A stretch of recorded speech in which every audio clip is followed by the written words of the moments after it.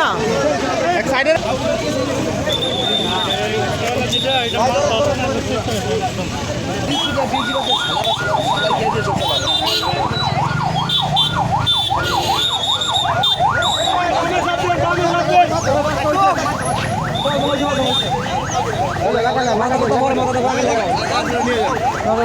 আমি সামনে যাই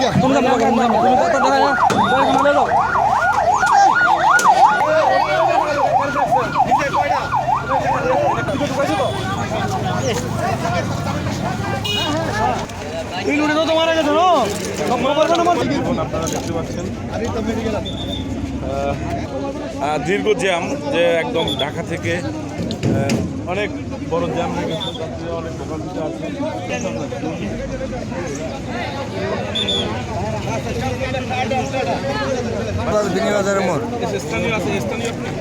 ছেলে যে কীভাবে মারা গেল তারা আমি জানি না, আমি শুনছি, আমার কাছে ফোন দিছে আমার ছেলে অ্যাক্সিডেন্ট করছে, গ্যাসের লেগে আইছিল, যাত্রী আসছিল কয়জনের তাও জানি না।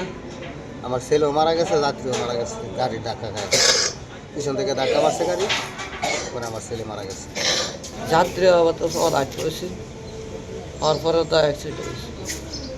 আমি দোকানে আছি, দোকানতে আমি বাড়িতে গেছি, আমাদের বাড়িতে লয়েছি, বাড়িতে বাজার করি, বাজারটা করে আমি বাড়ি এরপরে যাত্রী আইসি, যাত্রী আইসি বড় ভাই নারায়ণপুর কাজ করে বড় ভাই আমার পরে তো নাই এমন অ্যাক্সিডেন্ট নাই।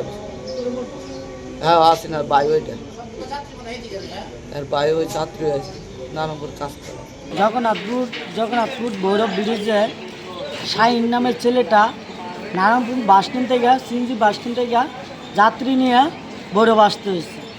পরে পিছন দা কাভার ভ্যান একে মাইরা দিছে, মাইরা দেওয়ার পরে আমরা বাড়ি পিরিস কান্দি। পরে শাহিন নামের যে ছেলেটা শোনাতে খবর গেল বাড়িতে সে শাহিন মারা গেছে।